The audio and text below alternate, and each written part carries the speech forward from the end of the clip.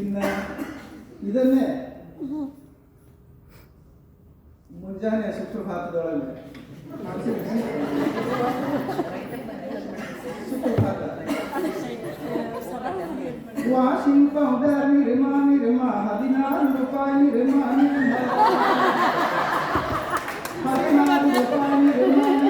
Washing powder ನಿರ್ಮ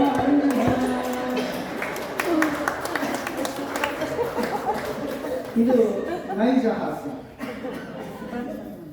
ಇನ್ನು ತಾರ್ಕಿಕ ಹಾಸ್ಯ ಅಂತ ಒಂದು ತರ್ಕ. ಕ್ಲಾಸ್ ರೂಮ್ ಒಳಗೆ ನಾವು ಕೆಲವೊಂದು ಸಂದರ್ಭದೊಳಗೆ ಮಕ್ಕಳು ನಾವು ಹೇಳುವಂಥ ವ್ಯತಿರಿಕ್ತ ಪ್ರಶ್ನೆ ಕೇಳಿಬಿಡ್ತಾರೆ. ಭಾಳಷ್ಟು ಮಜಾ ಅನಿಸ್ತದೆ ನಮ್ಗೆ. ಒಂದು ಸಾರಿ ಹಿಂದೆ ವಿಜ್ಞಾನ ಶಿಕ್ಷಕರು ಪಾಠ ಮಾಡ್ತಾ ಹೇಳ್ತಾ ಇದ್ರು, ಏನು ಅಂತಂದರೆ ಜೀವಿಗಳಿಗೆ ಬದುಕಲಿಕ್ಕೆ ಆಮ್ಲಜನಕ ಬೇಕೇ ಬೇಕು. ಆಮ್ಲಜನಕವಿಲ್ಲದಲೇ ಜೀವಿಗಳು ಬದುಕಲಾರದು. ಈ ಆಮ್ಲಜನಕವನ್ನು 18ನೇ ಶತಮಾನದೊಳಗೆ ಪ್ರಿಸ್ಟ್ಲೆ ಅವರು ಆವಿಷ್ಕರಿಸಿದರು. ಆದ್ದರಿಂದ ಜೀವಿಗಳಿಗೆ ಬದುಕಲು ಆಮ್ಲಜನಕ ಅತ್ಯವಶ್ಯಕ.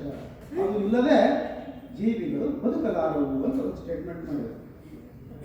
ನಮ್ಮ ಜಕೀರ್ ಸರ್ ಅಂತವರು ಒಬ್ಬರು ವಿದ್ಯಾರ್ಥಿ ಇದ್ದರು.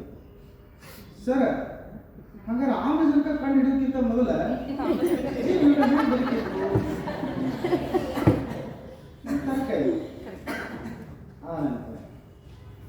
ಇನ್ನು ವಿಜ್ಞಾನ ಶಿಕ್ಷಕರೇ ಪಾಠ ಮಾಡ್ತಾ ಒಂದು ಸ್ಟೇಟ್ಮೆಂಟ್ ಮಾಡಿ, ಬೆಳಕು ಶಬ್ದಕ್ಕಿಂತ ವೇಗವಾಗಿ ಚಲಿಸುತ್ತದೆ.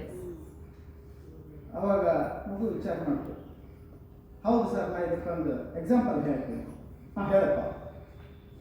ಹುಡುಗ ಹೇಳಿ ಪ್ರಾರಂಭ ಮಾಡಿದ.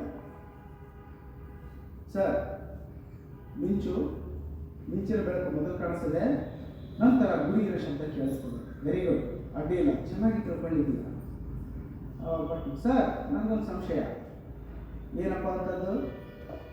ಸರ್, ನಮ್ಮ ಮನೆಯಲ್ಲಿ ನಾನು ಟಿ ವಿ ಬಟನ್ ಸ್ವಿಚ್ ಮಾಡ್ತೀನಿ, ಮೊದಲು ಶಬ್ದ ಕೇಳ್ತದೆ, ನಂತರ ಚಿತ್ರ ಬರ್ತದೆ. ಇದಕ್ಕೆ ಏನು ಹೇಳ್ತೀರಾ?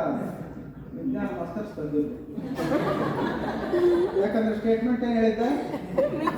ಬೆಳಕು ಮೊದಲು ಕಾಣಿಸ್ತದೆ, ಗುಡುಗು ಶಬ್ದ ನಂತರ ಬರ್ತದೆ ಅಂತೇಳಿ. ಆದ್ರೆ ಇಲ್ಲಿ ಉಲ್ಟಾ ಆಯ್ತು ಪ್ರಸಂಗ. ಇನ್ನು ಅಸಂಬದ್ಧ ಹಾಸ್ಯಗಳು ಅಂತ ಹೇಳಿ. ಅಸಂಬದ್ಧ ಹಾಸ್ಯ ಅಂತಂದ್ರೆ ಇದನ್ನ ಹಾಸ್ಯವಾಗಿ ತಗೊಳ್ಬೇಕಷ್ಟೇ.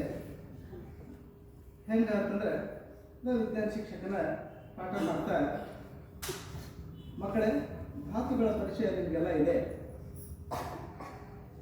ಇದೆ ಸರ್. ಆಂಟಿಮನಿ ಅಂದ್ರೆ ಏನು?